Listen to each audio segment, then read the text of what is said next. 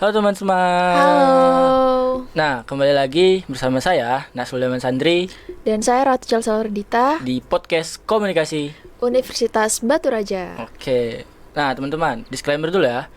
Pada podcast kita kali ini tuh kita lagi melakukan praktikum jurnalisme audio dengan dosen pengampu Ibu Bianca Virjana MIKOM. Oke. Nah, Ratu, kita kan kali ini tuh lagi ada di tahun-tahun panas ya, tahun-tahun demokrasi Pesta lah demokrasi gitu. ya tahun ini. Gimana kalau kita tuh kali ini akan membahas tentang hal-hal yang berbau demokrasi lah gitu ya. Contohnya seperti gimana sih jalannya pemilu atau gimana sih perjalanan kita pemilu. Kali ini pembahasan kita tuh bakal ditemani dengan kakak dari Bawaslu aku, yaitu Kakak Rizky. Halo Kak Rizky. Halo, ya, apa kabar nih? Sehat ya? Alhamdulillah sehat. Alhamdulillah Kak, sehat. gimana kabarnya? Alhamdulillah ini sehat luar biasa. Hari ini semangat diundang oleh tim dari Ilmu Komunikasi Unbara ya. Iya, ya, betul. Nah, Kak, kan kita ini lagi panas Kak, demokrasi Kak. Gimana Kak, menurut Kakak tentang jalannya pemilu tahun ini Kak? Kalau jalannya pemilu tahun ini, alhamdulillah ya di Kabupaten Ogan Komering Ulu sejauh ini sampai hari ini tidak ada konflik yang berarti, rekan ya.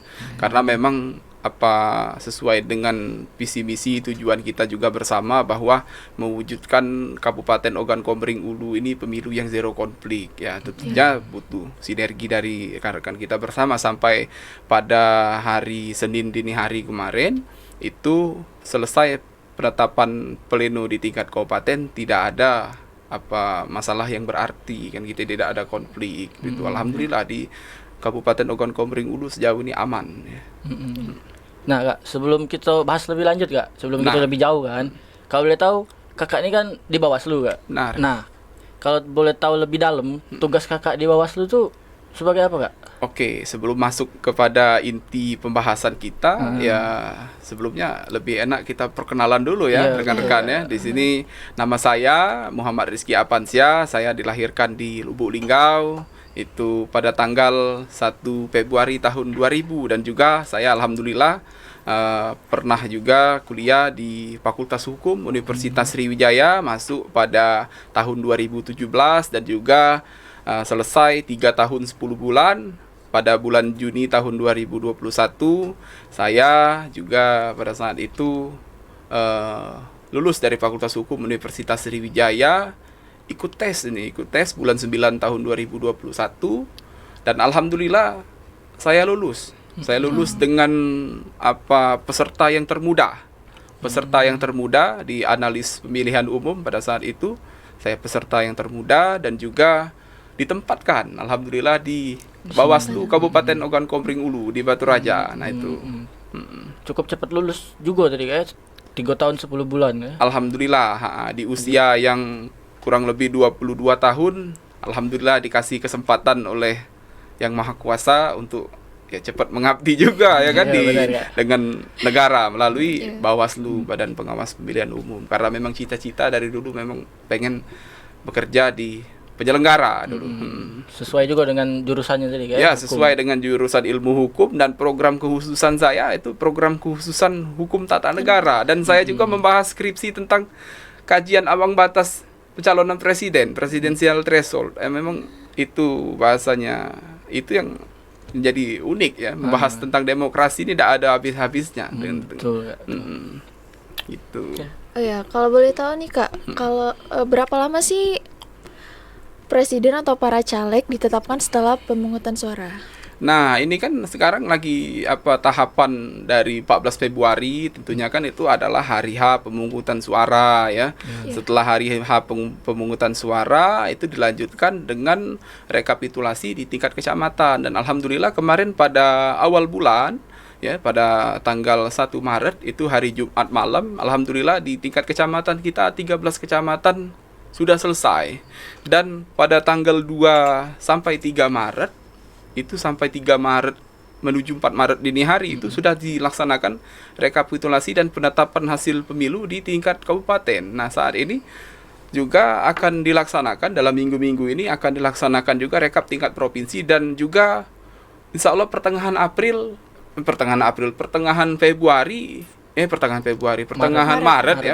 Maret itu akan ditetapkan juga sampai tingkat pusat ya, karena dia berjenjang dari tingkat kecamatan, tingkat kabupaten kota, tingkat provinsi, lalu tingkat pusat. Nah itu kan karena kita kan berjenjang dari tingkat bawah ke tingkat atas.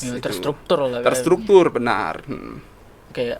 Jadi tadi kan itu membahas tentang berapa lama, Kak. Sekarang yang ingin saya tanyakan itu apa saja, Kak, peran Bawaslu dalam proses demokrasi yang ada di Indonesia ini, Kak? Nah, ini bercerita tentang Bawaslu sebenarnya panjang rekan-rekan ya. Karena kan Bawaslu ini dilahirkan itu melalui mekanisme undang-undang ya. Kalau dulu namanya bukan Bawaslu, dulu Panwaslu, Panitia Pengawas Pemilihan Umum. Nah, Bawaslu ini rekan-rekan sekalian kalau pengen diceritakan panjang ya. Tapi kita ambil titik tengahnya saja bahwa Bawaslu itu hingga di kabupaten kota itu hadir melalui Undang-Undang 7 tahun 2017.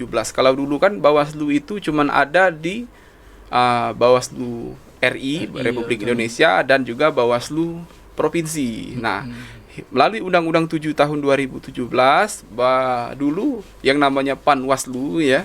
Panwaslu itu berubah menjadi Badan Pengawas Pemilihan Umum sejak Undang-Undang 7 tahun 2017, bahwa Bawaslu di kabupaten kota, pengawas pemilihan umum di tingkat kabupaten kota bukan Panwaslu lagi.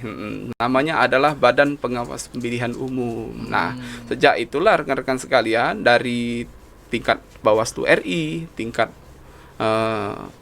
provinsi dan juga tingkat kabupaten kota itu tidak ada lagi yang namanya pengawas ad hoc. Jadi kita sudah bernamanya Badan Pengawas Pemilihan Umum. Bicara soal tugas pokok dan fungsi banyak rekan-rekan sekalian ya. Kalau bicara soal tugas pokok dan fungsi, Bawaslu itu mengawasi seluruh tahapan penyelenggaraan pemilihan umum maupun pilkada yang ada di daerah masing-masing. Kalau daerahnya tingkat pusat itu Bawaslu Republik Indonesia yang mengawasi. Kalaupun tingkat provinsi ada Bawaslu provinsi. Kalau kita dalam hal ini Bawaslu Provinsi Sumatera Selatan. Dan juga kalau tingkatan kabupaten kota seperti di Kabupaten Ogan Komering Ulu, di sini ada namanya Badan Pengawas Pemilihan Umum yang memastikan dan mengawasi dan memastikan bahwa penyelenggaraan pesta demokrasi baik itu pemilu presiden, wakil presiden, DPR, DPD, DPRD provinsi dan DPRD kabupaten kota, serta nanti akan kita laksanakan juga pasca pemilu ini akan ada yang namanya pilkada yang akan kita laksanakan di 27 November tahun 2024. Ya, tidak ada perubahan. Tanggal 27 November tahun 2024 akan kita gelar pilkada gubernur Sumatera Selatan. Dalam hal ini ya, kita juga memilih bupati dan wakil bupati Ogan Komering Ulu kalau di Oku ya, dan juga di kabupaten kota lain serta di provinsi lain sesuai dengan jenjangnya. Nah, itulah tugas Bawaslu adalah memastikan bahwa penyelenggaraan pemilu pilkada itu berjalan dengan lancar sesuai dengan prosedur PKPU yang telah ditetapkan, peraturan Komisi Pemilihan Umum. Nah, itu. Jadi gitu ya teman-teman, tugas dari Bawaslu. Tanpa Bawaslu penyelenggaraan pemilu tidak bisa berjalan. Jadi Bawaslu itu berperan penting lah pada pemilu. Mengawasi pemilihan umum. Benar. Jadi pokok atau intinya tuh Badan Bawaslu tuh intinya mengawasi pemilihan umum supaya berjalan dengan lancar dan sesuai dengan tahapan dan peraturan yang ada, jangan sampai melenceng. Nah Kak, aku mau tanya, di Bawaslu tuh punya divisi tertentu atau kalau ada apa aja sih? Kalau di Bawaslu itu kita ini bicara soal Bawaslu Kabupaten ya, Bawaslu Kabupaten, dan alhamdulillah di sini Bawaslu Kabupaten Ogan Komering Ulu itu adalah Bawaslu tipe B, kawan-kawan sekalian ya. Tipe B yang memiliki 3 komisioner ya, 3 pimpinan, yang mana alhamdulillah pimpinan kita sekarang bernama Bapak Yudhiri Sandi, itu selaku Ketua Bawaslu, dan juga beliau merangkap sebagai Divisi SDM, Organisasi, Diklat, Data dan Informasi, itu Pak Yudhiri Sandi ya. Dan juga yang kedua itu ada yang namanya Bapak Ahmad Kabul SHMH, itu yang membidangi terkait penanganan pelanggaran dan penyelesaian sengketa. Jadi kalaupun ada laporan-laporan masuk ya tentang sengketa proses pemilu, tentang dugaan ataupun temuan masalah pelanggaran, itu beliau yang menanganinya. Dan juga ini ada yang namanya hukum pencegahan Parmas dan Humas ya, hukum pencegahan partisipasi masyarakat dan hubungan masyarakat yang dikoordinir oleh Bapak Feru, sarjana ekonomi, yang juga tugas beliau itu adalah bagian untuk mencegah. Nah, cegah dulu kawan-kawan sekalian ya, secara normatif kita melakukan pencegahan terhadap setiap tahapan yang ada. Karena apa? Tugas Bawaslu itu sebelum menindak itu mencegah dulu. Ya, betul. Mencegah. Nah, kalaupun sudah dicegah, tidak bisa kita awasi, sudah kita awasi, sudah bahasanya, sudah kita awasi itu masih tidak mempan, terpaksa kita tindak. Nah, itu cegah, awasi, tindak, itu kawan-kawan sekalian ya. Jadi ada beberapa divisi Ratu. Ya, karena kebetulan Bawaslu Kabupaten Ogan Komering Ulu ini Bawaslu yang tipe B. Ya. Kalau tipe A lebih panjang lagi kawan-kawan sekalian ya. Kalau tipe A boleh saya jelaskan, itu ada di kabupaten kota lain. Bawaslunya itu ada ketua yang secara general itu membidangi seluruh bagian, seluruh divisi, dan juga ada divisi STM organisasi, dan juga ada divisi penanganan pelanggaran data dan informasi, dan juga yang ketiga ada divisi hukum penyelesaian sengketa, ada divisi pencegahan Parmas dan Humas, dan juga ada divisi satu lagi saya lupa pada saat itu, divisi hukum penyelesaian sengketa tadi. Ada satu divisi lagi saya lupa. Karena banyak ada lima divisi. Tapi kalau di sini kita divisinya ada 3. Jadi yang sudah diuraikan tadi kan. Jadi itu yang membedakan tipe A dan tipe B tadi. Tipe A dan tipe B. Tadi, ya. Benar. Nah, terus Kak, kan kita ini sering lah Kak dengar kalau pemilu ini banyak pelanggarannya Kak, banyak kecurangannya Kak. Terus bagaimana sih Kak cara Bawaslu menangani pelanggaran yang ada dalam pemilihan umum tadi Kak? Oke, nah di sini kan masalah pelanggaran itu ada 2 sumber rekan-rekan sekalian. Kebetulan saya sebagai jabatan yang analis pemilihan umum itu ditugaskan di bagian divisi penanganan pelanggaran dan penyelesaian sengketa. Nah, masalah bicara soal pelanggaran ada 2 sumber di sini ya. Ada 2 sumber. Yang pertama ada yang namanya temuan. Nah, temuan itu berasal dari kita yang menemukan langsung yang ada di lapangan melalui kegiatan pengawasan kita. Ketika itu berpotensi menjadi suatu masalah, baru menjadi suatu temuan kita. Ada dugaan pelanggaran, kita jadikan sebagai temuan, kita naikkan sebagai temuan. Nah, tapi yang banyak terjadi saat ini adalah terkait laporan yang terjadi. Itu adalah laporan dari masyarakat. Nah, laporan dari masyarakat itu terkait laporan pelanggaran ya, khususnya laporan pelanggaran pemilu. Ya, itu banyak sekali itu yang terjadi pada saat ini. Ada yang kita register, ada yang tidak kita register gitu kan sekalian. Nah, soal itu bicara soal pelanggaran juga masalah laporan ya. Laporan juga kalaupun masyarakat ingin melaporkan ke Bawaslu, ya yang pertama harus tahu dulu siapa yang melapornya. Melapornya ada warga negara Indonesia. Warga negara Indonesia juga ada syaratnya, yang sudah memiliki hak pilih. Dan juga ada peserta pemilu, ada pemantau pemilu yang bisa melaporkan. Nah, melaporkan ke Bawaslu juga tidak serta-merta rekan-rekan sekalian bisa datang ke Bawaslu. Nah, juga harus tahu siapa terlapornya. Yang ingin saudara laporkan siapa, yang ingin rekan-rekan laporkan juga siapa. Dan juga uraian ataupun kronologis kejadian dugaan pelanggarannya harus tahu rekan-rekan sekalian. Tempat kejadiannya di mana? Di wilayah kabupaten yang kita ampu atau tidak. Kalau kejadiannya di luar daripada kabupaten ataupun lintas kabupaten, itu bisa juga melapor ke Bawaslu provinsi. Nah, tapi itu tadi kawan-kawan sekalian, melaporkan ke Bawaslu juga harus tidak serta-merta kawan-kawan bisa melaporkan. Ada jam kerja, kita dari hari kerja melaporkannya, Senin sampai Jumat. Kalau dari hari Senin sampai Kamis itu kita dari pukul 8 sampai pukul 4 sore. Kalau kita dari hari Jumat itu sampai dari jam 8 sampai pukul setengah 5, Mbak. Kadang jam 5 kita masih standby di kantor. Tapi soal permasalahan kita di kantor itu ya kita sampai malam kadang bekerja 24 jam, kadang pakai balik lagi. Bawa baju, pakai tas kita kan. Bawa anduk ke kantor. Bawa alat mandi, memang membuktikan bahwa totalitas kita dalam bekerja ya tidak main-main itu. Nah, gitu kan. Makan saja kami bawa ke kantor, tidak lagi makan di luar gitu.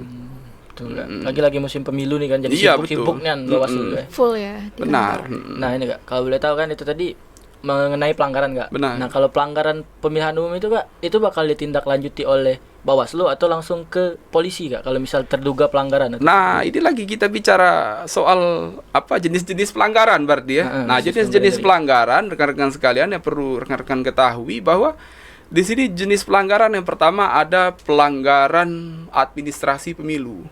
Apa jenis dugaan pelanggaran administrasi pemilu? Jenis pelanggaran yang dimana penyelenggara pemilu atau peserta pemilu itu tidak melaksanakan sesuai dengan tahapan. Nah, itu tadi. Itu yang menindaknya langsung melalui Perbawaslu nomor 8 tahun 2022. Ada Perbawaslu khusus yang menangani soal pelanggaran administrasi pemilu. Perbawaslu nomor 8 tahun 2022. Namun secara global, rekan-rekan sekalian ya, terkait dengan bagaimana panduan kita cara menangani dugaan ataupun temuan pelanggaran, itu ada namanya Perbawaslu nomor 7 tahun 2022 tentang penanganan temuan dan laporan pelanggaran pemilu. Dan juga ada Juknis khusus dari Bawaslu Republik Indonesia, Juknis nomor 169 tahun 2023 tentang bagaimana cara kita menangani penanganan pelanggaran. Nah, lalu yang kedua, ada yang namanya terkait pelanggaran kode etik penyelenggara pemilu. Dari tingkat Republik Indonesia sampai ke tingkat kelurahan desa, bahkan sampai tingkat paling bawah ya. Tingkat paling bawah itu terikat dengan yang namanya kode etik penyelenggara pemilu. Nah, kode etik penyelenggara pemilu misalkan di sini kawan-kawan sebagai penyelenggara pemilu. Nah, di sini juga ada yang melaporkan bahwa si A itu si A juga sebagai penyelenggara pemilu, baik itu Bawaslu, Panwascam, dan juga PKD ataupun KPU sejenis jadi tingkat paling bawah, itu terduga misalkan ada masalah terkait dugaan mereka menjadi merangkap sebagai anggota parpol. Itu bisa dikenakan, jika terbukti bisa dikenakan sanksi kode etik penyelenggara pemilu. Apa sanksinya? Bisa jadi sebatas hanya teguran atau peringatan atau catatan khusus. Bisa jadi yang paling parah apa kejadiannya? Bisa jadi hukumnya bisa diberhentikan sebagai dari penyelenggara pemilu. Nah, dari tingkat kabupaten, dari tingkat kecamatan sampai ke tingkat yang paling bawah ataupun tingkat paling tinggi. Ketika kita menjadi penyelenggara pemilu, itu bisa dikenakan ya, terikat dengan kode etik penyelenggara pemilu melalui peraturan DKPP nomor 2 tahun 2017 tentang kode etik penyelenggara pemilu. Nah, itu rekan-rekan sekalian ya. Dan juga ada lagi ini yang namanya potensi tindak pidana pemilu. Nah, potensi tindak pidana pemilu ini rekan-rekan sekalian ya, contohnya banyak. Bisa rekan-rekan juga masalah hoax atau masalah terkait fitnah, dugaan dan lain-lain lah pada intinya kan. Dan juga intinya yang berpotensi di dalam aturan Undang-Undang 7 tahun 2017 yang berpotensi dikenakan dengan potensi tindak pidana pemilu, itu ada namanya ranah gakumdu. Dari Bawaslu kita kaji ya. Kita kaji secara unsur formil dan material. Jika unsur formil dan materialnya terpenuhi, bahwa laporan ataupun temuan ini berpotensi untuk dikenakan dengan pelanggaran tindak pidana pemilu, itu bisa jadi masuk ke ranah gakumdu. Jadi ranah gakumdu itu apa? Sentra Penegakan Hukum Terpadu melalui peraturan Bawaslu nomor 3 tahun 2023 tentang Sentra Penegakan Hukum Terpadu, ada yang namanya Bawaslu dan didampingi oleh aparat penegak hukum, kepolisian dan kejaksaan. Nah, disinilah tugas mereka, tugas tiga unsur ini tadi yang tergabung dalam Sentra Penegakan Hukum Terpadu itu bertugas untuk menangani jika ada dugaan tindak pidana pemilu ataupun pelanggaran pemilu yang terjadi di suatu wilayah sesuai dengan wilayah tingkatan masing-masing, rekan-rekan sekalian. Nah, itu yang yang perlu kita pahami ya. Karena bekerja, dan juga ada pelanggaran lain-lainnya kawan-kawan sekalian. Misalkan nih, pelanggaran netralitas ASN.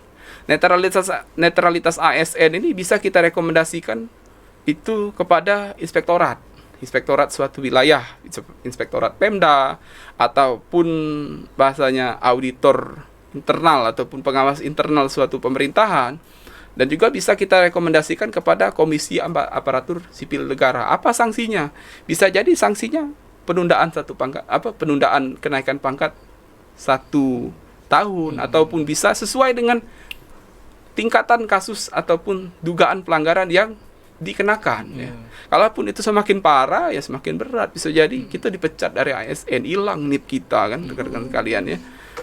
Karena dan juga tidak mudah jadi PNS ini kawan-kawan sekalian ya. Mendapatkan NIP nomor induk pegawai itu perjuangannya luar biasa, apalagi sekarang kan kawan-kawan sekalian. Nah itu. Dan juga ada pelanggaran lain-lain, misalkan ada temuan ataupun laporan mengenai Kades yang melanggar kan, seperti yang informasi yang sering ada di media sosial saat ini kan, dugaan pelanggaran Kades berpihak. Nah, itu kan kawan-kawan sekalian, itu ada yang namanya Dinas PMD melalui pemerintah kabupaten kota, kita merekomendasikan untuk ditindaklanjuti, dibina. Kalau tidak bisa dibina, ya kita serahkan kepada instansi yang berwenang. Mau diapakan? Nah, gitu kan. Nah, tadi kan kakak tadi berbicara tentang kalau suatu badan pengawas pemilu atau KPU, PKD lah itu tidak boleh tergabung ke partai politik. Benar. Kenapa? Apa alasannya? Ya karena apa, rekan-rekan sekalian? Ketika rekan-rekan berniat untuk menjadi penyelenggara pemilu, ya, penyelenggara pemilu ini kan ada yang namanya KPU, KPU provinsi, KPU kabupaten kota, dan juga di tingkat kecamatan ada PPK, ada PPS dan KPPS, dan juga Bawaslu kan ada Bawaslu provinsi, Bawaslu kabupaten kota, dan Panwaslu kecamatan, Panwaslu kelurahan desa, dan juga yang terakhir ada pengawas TPS. Ketika kita berniat untuk mengabdikan diri kita sebagai penyelenggara pemilu sesuai dengan tingkatan tadi, untuk menjaga profesionalisme dan integritas kita sebagai penyelenggara pemilu, dan juga tidak ada bahasanya intervensi dari pihak manapun, itu tadi gunanya kawan-kawan sekalian. Dan juga ada surat pernyataan ketika saudara, rekan-rekan sekalian ingin menjadi penyelenggara pemilu, ada surat pernyataan di atas materai bahwa saudara siap untuk tidak bergabung ya, ataupun pernah bergabung. Kalaupun pernah bergabung juga ada syaratnya, minimal 5 tahun. Paling cepat 5 tahun, bahwa mereka tidak menjadi anggota partai politik, baru bisa mencalonkan diri sebagai penyelenggara pemilu. Nah, itu rekan-rekan sekalian, untuk menjaga netralitas, integritas dan profesionalisme. Apalagi kita ASN di Bawaslu. Oh iya, betul. Iya. Itu jadi alasannya ngapa kalau badan pengawas pemilu ataupun penyelenggara pemilu lainnya itu tidak boleh tergabung dari partai politik, teman-teman. Kalaupun memang bahasanya ada tergabung ataupun bahasanya tergabung dengan suatu golongan partai politik, bagaimana proses demokrasi ini kan adil, kawan-kawan sekalian. Kalaupun sudah adil pun terkadang masih ada yang protes, apalagi nyata-nyatanya tidak adil, kawan-kawan sekalian. Nah, gitu kan. Oh ya Kak, selain sebagai lembaga pengawas, apa aja sih tugas lain dari Bawaslu itu? Ya, tugas lainnya itu tadi kawan-kawan sekalian, memastikan bahwa pengawasan tadi, selain dengan pengawasan, dan juga memastikan bahwa setiap tahapan itu tidak ada kecurangan kan. Dan juga selain mengawasi juga kita menindak. Nah, itu tadi. Kan ada slogan yang saya sampaikan tadi, selain juga mereka cegah, awasi, tindak. Kalau tidak bisa mencegah, kita awasi dulu. Tidak bisa kita awasi, ya kita tindak. Nah, itu slogan dari Bawaslu, cegah, awasi, tindak. Ada slogannya berarti Bawaslu. Cegah, awasi, tindak. Ayo awasi bersama. Ada tagline-nya Bawaslu kan. Oke, Kak. Itu tadi kan tentang Bawaslu, Kak. Benar. Kalau gue tanya lagi, Kak, kan di penyelenggara pemilu tuh ada banyak, Kak, ya, Bawaslu, KPU, tadi PKD lah kata tadi kan.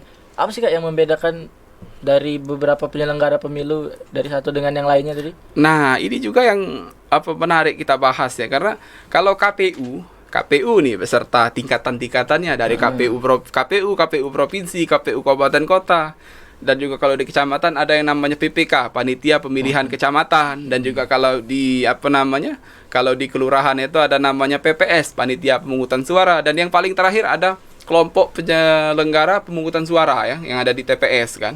Nah, itu tugasnya mereka adalah mengeksekusi, menjadi eksekutor penyelenggara pemilu ya, menjadi eksekutor penyelenggara pemilu. Nah, sedangkan Bawaslu provinsi, Bawaslu kabupaten kota, Panwaslu kecamatan, Panwaslu kelurahan desa, dan juga pengawas TPS itu adalah bertugas untuk mengawasi jalannya setiap tahapan yang ada di setiap tingkatan, bahwa yang dilaksanakan oleh KPU dan juga tingkatannya tadi sampai tingkat paling bawah itu berjalan sesuai dengan aturan. Aturannya apa? Peraturan Komisi Pemilihan Umum. Dan juga sebagai dasar untuk Bawaslu mengawasi itu ada namanya Peraturan Badan Pengawas Pemilihan Umum. Jadi ada PKPU dan ada Perbawaslu. Nah, ini saling beriringan, tidak boleh ini Iya, tidak boleh, harus seiring sejalan gitu kawan-kawan sekalian ya. Oke. Nah, Kak, kan gitu nih bicara langsung dengan Bawaslu lah ya. Kalau boleh tahu Kak, sejauh ini di Oku Kak, ada enggak atau pernah terjadi enggak pelanggaran pada pemilihan umum ini Kak? Yang pasti kalau untuk pelanggaran laporannya banyak sekali masuk di Bawaslu kan. Nah, laporan banyak terkait netralitas dan juga terkait masalah tindakan yang bahasanya lalai dari penyelenggara pemilu. Nah, itu tadi ada laporan yang tidak kita registrasi karena tidak memenuhi unsur formil material. Ada juga laporan yang kita tindak lanjuti. Seperti mungkin ada tindakan netralitas kemarin di akhir tahun 2023 pernah kita eksekusi itu. Terkait netralitas salah satu kepala desa kan itu kan. Jadi kawan-kawan sekalian, intinya dari Bawaslu itu jika ada dugaan pelanggaran, baik itu laporan, baik itu temuan yang datang ke Bawaslu kan, itu kalau memenuhi unsur formil materialnya suatu laporan atau unsur formil materialnya suatu temuan, ya kita secara prosedur Perbawaslu nomor 7 tahun 2022 harus kita akomodir. Iya. Karena jika kita tidak akomodir hal itu, kita yang menjadi kena sanksi. Sanksinya apa? Teguran dari DKPP bisa jadi itu. Dewan Kehormatan Penyelenggara Pemilu. Jadi banyak lah Kak ya. Iya. Bicara tentang Bawaslu nih mulai dari tingkatan. Iya, dari tingkatan. Kalaupun bekerja kawan-kawan sekalian, kalau lagi di tahapan pemilu ini 24 jam itu menjadi salah satu waktu yang sangat kurang bagi kami ya. Sangat kurang. Kalau bisa ditambah 30 jam lah. Satu hari ini tidak bisa kan gitu kan. Iya. Waktu kan kita sudah ditetapkan itu kan. Kalaupun bisa waktu 30 jam, 24 jamnya kerja, 6 jamnya kita tidur, ya boleh lah itu. Cuman sekarang kan tidak bisa gitu kan. Gitu kawan-kawan sekalian ya. Bicara soal bekerjanya non-stop kita. Tidurnya juga di kantor sekarang. Iya. Jadi tidak balik lagi lah Tidak balik. Kantor tuh lacak rumah dewek nih. Kantor tuh lah seperti rumah kedua bagi kami. Dan juga harus nyaman kita di kantor kan. Karena kalau kita tidak nyaman di kantor, bagaimana kita akan bekerja secara optimal? Karena lingkungan di kantor juga mempengaruhi optimalisasi kinerja kita. Berarti sama dengan di kampus lah. Benar. Kelas, dan juga seperti ini rekan-rekan sekalian ya. Seperti kita menjalani suatu pekerjaan, suatu hal ya, ada suatu hal yang saya pegang, innamal a'malu binniyah. Nah, itu kan suatu tindakan itu tergantung dari niat kan. Betul, benar. Kalau niat kita sudah jahat, ya tidak bakal optimal pekerjaan itu kan. Tapi ketika niat kita baik, mengharapkan ridho dari Yang Maha Kuasa, insya Allah rezeki itu ngalir baik. Betul. Ya. Oh ya Kak, aku mau lanjut juga, di Oku daerah mana aja sih Kak yang paling rawan kecurangan pemilu? Yang pastinya kalau terkait yang sering kita potensikan ya, ini terkait Dapil Batu Raja Timur ya, Dapil 1 itu karena terkenal dengan panasnya karena sesuai dengan pengamatan kami beberapa waktu pasca pemungutan suara ini pleno tingkat kecamatan di Batu Raja Timur ini paling lama. Dari tanggal 15 atau tanggal 16 Februari itu baru selesai pleno di tanggal 1 Maret, hari Jumat malam. Hari Sabtu pagi langsung lanjut pleno di tingkat kabupaten. Tak istirahat lagi kawan-kawan itu kan. Nah, Kak, mungkin karena selain mata pilihnya juga memang banyak juga dinamikanya yang terjadi. Gitu. Di Batu Raja Timur ini memang DPT-nya banyak, TPS-nya juga banyak, dan memang juga banyak dinamika yang terjadi. Atau banyak kesalahan perhitungan atau apa? Ya, atau banyak intinya tapi begini kawan-kawan sekalian ya. Alhamdulillahnya tidak ada suatu permasalahan yang berarti lah bagi kita khususnya dalam penyelenggaraan pemilu ini, karena sejauh ini tidak ada yang bebala bahasa kita, tidak ada yang berantem, tidak ada yang berkelahi kan. Yang pastinya kawan-kawan di sini alhamdulillah tidak ada yang saling ngotok-ngotokan, karena ada di daerah kampung halaman saya di Lubuk Linggau, karena saya juga orang Lubuk Linggau dan juga keturunan dari Musirawas Utara. Itu sudah berapa kali nutup jalan ini bukan jalan kabupaten, bukan jalan kota, bukan jalan dusun yang ditutup, jalan lintas Sumatera. Jadi jangan sampai masalah kita juga menimbulkan permasalahan bagi orang lain. Nah itu jangan sampai lah. Gawe kita kita cukup selesaikan di lingkup permasalahan lingkungan kita. Jangan sampai lingkup permasalahan kita itu nutup jalan wong lainnya kan, bakar ban lah, apalah inilah. Alhamdulillah di aku udah ada kan yang seperti nutup jalan ndak ada, alhamdulillah. Karena tujuan kita juga bahwa mewujudkan pemilu yang zero konflik ya. Itu harus kita pertahankan. Nah, mungkin teman-teman di rumah nih atau pemilih pemula atau bahkan Ratu juga Kak, mungkin dia tidak tahu apa sih Kak tadi pleno tadi Kak.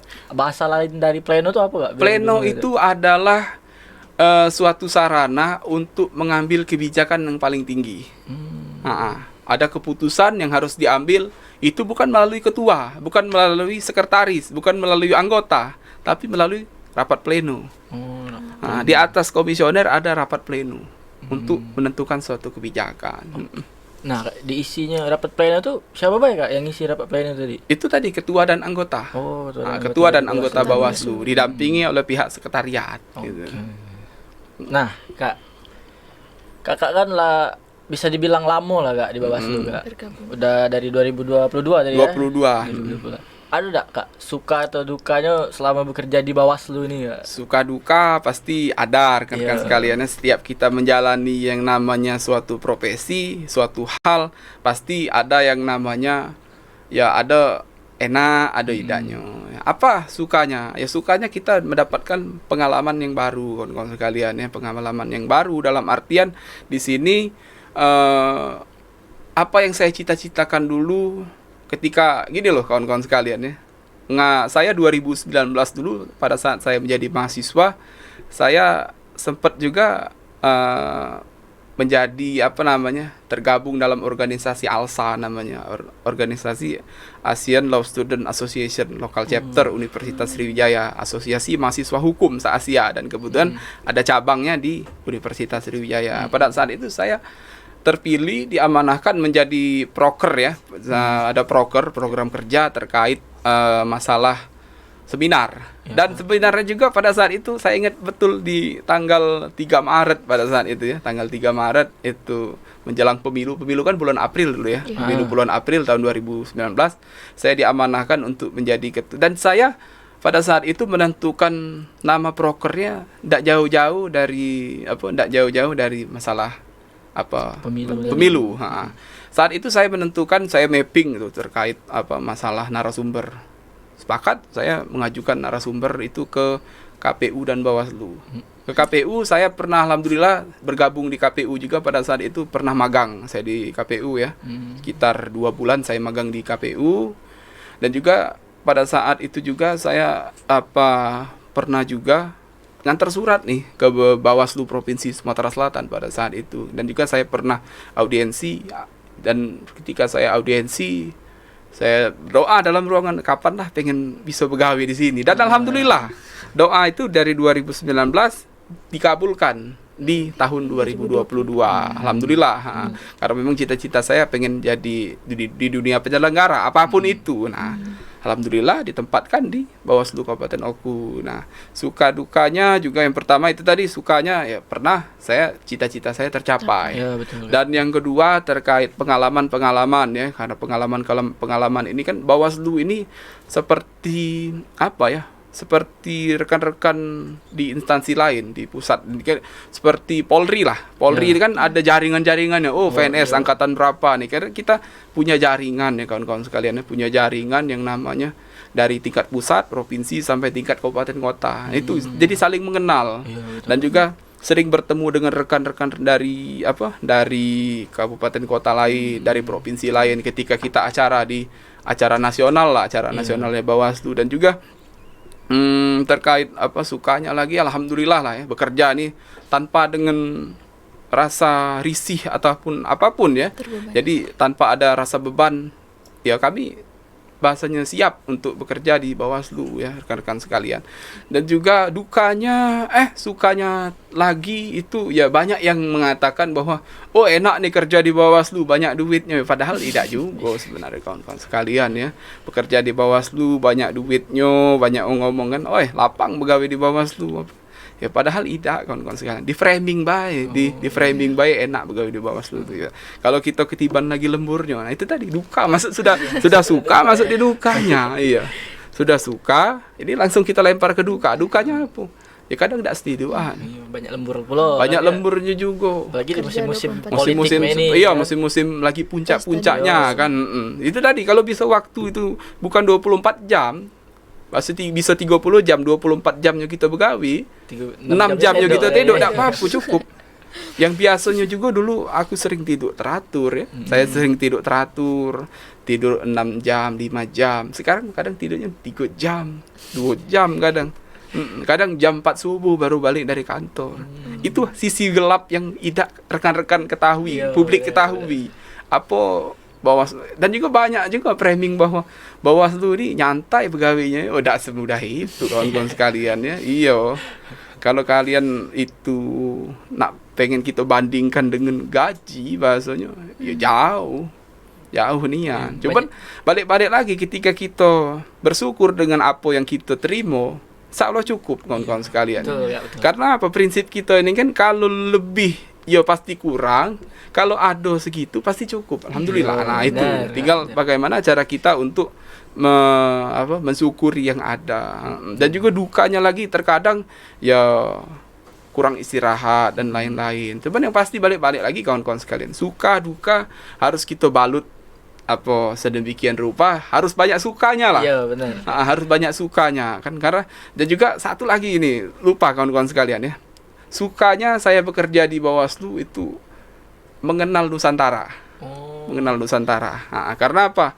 Karena bekerja di Bawaslu sering juga kita menghadiri acara-acara Bawaslu itu tidak hanya di Kota Palembang. Bisa aja kadang ke Jakarta, kadang ke Bali, kadang. Nah, cuman ya kita di sana bukan liburan, kawan-kawan sekalian ya. Kita bekerja begawi. Tetap pernah saya juga pernah pada saat itu ke Bali akhir tahun kemarin. Ya bukannya kami begawi, bukannya kami liburan, bukan. Kadang sampai jam 10 malam kita, besok paginya lagi lanjut jam 9. Ya kapan kita rekreasinya? Ya paling ya di sela-sela itu ada, cuman bukan rekreasi gitu kan. Itu tadi kawan-kawan sekalian. Ketika suka dan duka harus banyak sukanya. Karena ketika banyak dukanya kita tidak bisa bahasanya menikmati suatu pekerjaan. Kalau kita tidak menikmati suatu pekerjaan, banyaklah ngeluhnya, banyaklah berutuknya, sudah rezeki tidak bakal ngalir. Berat belum mencari. Berat, iya. Pintu rezeki tidak bakal ngalir itu.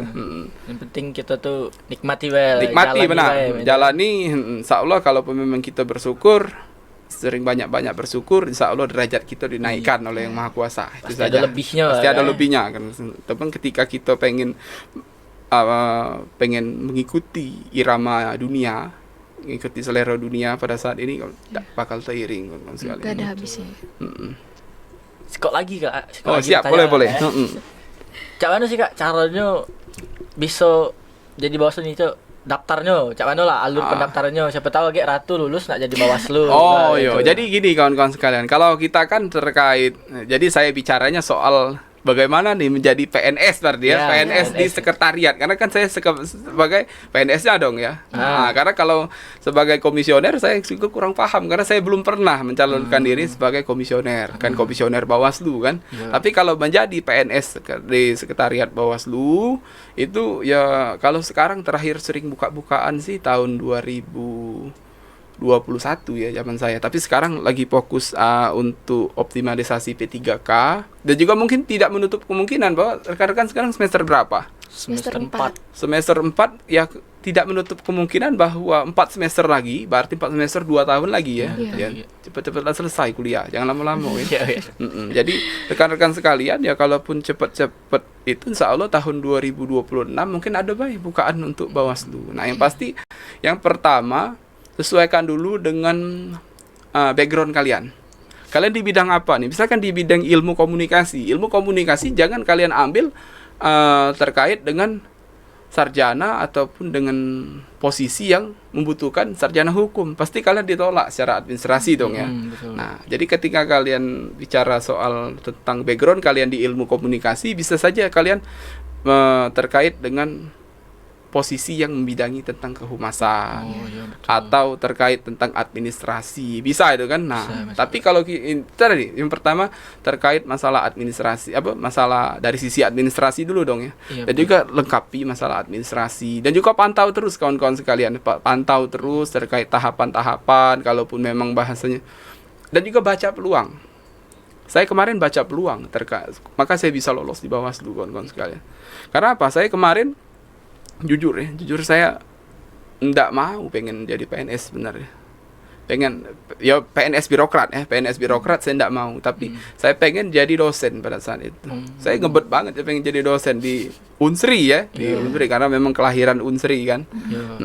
Pengen kemarin jadi dosen di Fakultas Hukum Unsri karena tahun 2021 awal itu Februari kawan-kawan sudah ada yang wisuda. Saya masih gebukan masalah skripsi nih. Siang malam. Pengen ada yang di Mahkamah Agung lah, pengen ada yang jadi jaksa lah, pengen ada yang jadi inilah itulah di kementerian inilah itulah. Sedangkan saya kemarin alhamdulillah di bulan 6 ya, di bulan 6 saya lulus pada saat itu. Di bulan 5 saya kompre, bulan 6 saya lulus. Di saat itu juga ada Om ya, paman lah, ngirim terkait dengan bukaan formasi PNS. Ada satu lembaga yang saya sangat terpikat pada saat itu, Bawaslu. Saya cek Bawaslu nih. Saya enggak nyentuh yang lain. Saya cek Bawaslu karena apa? Penyebab saya cek daftar Bawaslu karena apa? Dari sekian banyak obrolan kami di kampus, tidak tersentuh sama sekali orang. Kalian pengen daftar di mana? Bawaslu. Udah ada kawan-kawan sekalian. Jadi, kalaupun memang kita baca soal peluang ya. Peluang kalau kita tes, peluang tes di Bawaslu banyak loh. Jadi, saya tes di Bawaslu nih. Saya tes di Bawaslu juga harus cek dulu bahasanya terkait ketersediaan formasi saya, dan alhamdulillah saya kemarin memberanikan diri untuk ambil di lulusan kumlot. Ada jalur khusus tadi yang kumlot tadi, ada yang jalur umum. Nah, jalur khusus tadi saya ambil. Saya berani pertaruhkan ijazah saya. Masuk terkait kumlot. Jalur kumlot tadi. Alhamdulillah nilai SKD saya 408, nilai SKB saya pada situ kecil sih, 195. Dan alhamdulillah dengan doa dari orang tua, doa dari keluarga, alhamdulillah dari 17 formasi analis pemilihan umum jalur terbaik, saya nomor 15 pada saat itu. Iya. Karena alhamdulillah tidak ada tes yang sifatnya offline. Kami tes 3 kali tahapan tes administrasi kan melalui sistem tuh. Melalui SSC, ASN, BKN. Dan juga SKD juga kami pada saat itu SKD kami itu online juga. SKB juga online. Jadi potensi untuk curang insya Allah 99,9% lah. Dan juga penempatan pun aku tidak nyangka dapat di Oku ini.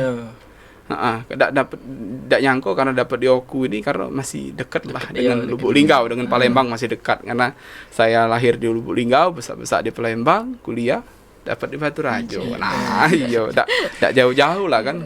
Kalau makan nasi masih ketemu lah dengan pindang kan.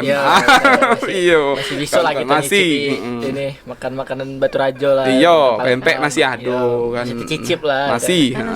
Nah, Kak, ada enggak Kak kira-kira motivasi dari Kakak untuk anak-anak muda atau Gen Z yang lagi merintis dari bawah gitu biar bisa sukses atau bisa niru Kakak lah itu biar jadi keren gitu. Ya kalau niru Kakak sih, niru saya secara pribadi ya, saya juga belum jadi apa-apa kawan-kawan sekalian. Belum jadi apa ya karena memang masih banyak orang lain yang harus pantas ditiru. Ya karena dengan Kakak masih banyak kekurangan. Tapi kalau terkait sharing informasi, terkait tips-tips tentang masa depan ya. Tentunya kawan-kawan sekalian, saya pernah pokoknya setiap saya sambutan acara ataupun event terkait dengan di skripsi saya pun saya tulis kegagalan terbesar itu ketika kita takut untuk mencoba. Nah itu kawan-kawan sekalian, kalau kalian lah dari awal pun kalian lah sudah takut nyoba, di depannya ada lomba, kalian jangan berani ngomong gagal dulu kalau kalian belum nyoba. Kalian coba dulu kawan-kawan sekalian ya. Sudah kalian coba, lah tidak berhasil, itu mungkin belum jalan kalian atau kalian ada jalan lain kan. Dan juga betul. Yang pastinya sekarang seperti ini kawan-kawan sekalian ya. Ya generasi muda saat ini sekarang banyak yang mental takut, mental tempe ya. Karena jangan takut juga keluar dari zona nyaman ya. Ya kita zona nyaman kita misalkan nih bangun jam 7, balik lagi jam 5 sore. Ketika kita pengen jadi wong sukses, kadang bangunlah lebih awal dari dulu ya. Bangun lebih awal. Dan juga kadang kalau wong wong kadang kita balik jam 5 ya, kalau kita pengen berproses lebih dalam kita nak balik malam tidak apa-apa balik malam. Karena apa kawan-kawan sekalian, prinsip yang saya pegang juga sekarang, ketika orang masih tidur saya sudah kerja, ketika orang sudah tidur saya juga masih kerja. Itulah. Intinya kita tuh jangan dulu jangan nyerah, karena jangan dulu bilang enggak bisa lah sebelum kita nyoba. Jangan mudah putus asa ya. Jangan mudah putus asa, karena kalau lo sudah putus asa kawan-kawan sekalian, karena apa? Kita tidak bisa serta-merta hanya mengandalkan orang tua. Suatu saat orang tua juga akan kita berpisah dengan orang tua ya kan, pastinya kan. Yang pasti kita harus tegak berdiri di atas kaki sendiri. Nah, iya, berdikari. Kalau kita apalagi kita lanang deh, iya. Kalau betino masih ada laki untuk tempat bertumpu. Nah, tapi kalau lanang tidak bertumpu dengan betino, kalau malu gitu. Nah, kan berat kan. Nah, jadi kawan-kawan sekalian, jadi kita lanang untuk kawan-kawan sekalian ya, yo malulah gitu kan. Itu baik kawan-kawan sekalian, yang pastinya jangan nyerah. Karena kegagalan terbesar itu ketika kita tidak berani takut untuk mencoba. Nah, itu pasanglah di skripsi kalian. Nah, oke. Sumbernya tidak diketahui. Nah, itu baik. Karena aku juga nyomot dari suatu lini masa lah kemarin. Jadi intinya kegagalan terbesar itu adalah ketika kita tidak takut berani mencoba. Intinya kalau ada apa-apa tuh cobalah dulu. Iya. Enggak usah pikirin belakangnya tuh ya. Karena apa yang kita itu kan prosesnya. Karena ketika proses kita sudah maksimal, insya Allah hasil tuh ngikut. Jangan bertumpu dengan hasil, bertumpulah dengan prosesnya. Betul. Itu kawan-kawan sekalian ya. Nah, terasa ya Rat ya. Lah panjang dan percakapan kita pada hari ini dengan Kak Rizky lah, serunya banyak juga ilmu-ilmu yang kita peroleh. Dan rata-rata ilmunya daging lah ya, bermanfaat ya untuk kawan-kawan di rumah. Tapi caknya cukup sampai di sini ya pembahasan kita dengan Kak Rizky pada podcast kali ini. Karena apa ya? Ya mungkin kita bakalan ngobrol-ngobrol lagi di lain waktu sama Kak Rizky. Nah, siap. Bakalan undang. Ya mungkin kita ada di pertemuan selanjutnya gitu, atau bakal ada waktu lain kali untuk kita ngobrol, Kak. Karena terima kasih juga buat Kakak lah nyempat ke waktu untuk hadir di sini. Terima kasih karena telah meluangkan waktu main ke live podcast kami, Kak. Suatu kebanggaan lah bisa diundang oleh Unbara ya, dari Prodi Ilmu Komunikasi ya. Kasih ya, Kak. Siap. Oke teman-teman, mungkin cukup sampai di sini podcast kita pada kali ini. Jangan lupa di like, komen, dan subscribe di YouTube Unbara TV ya.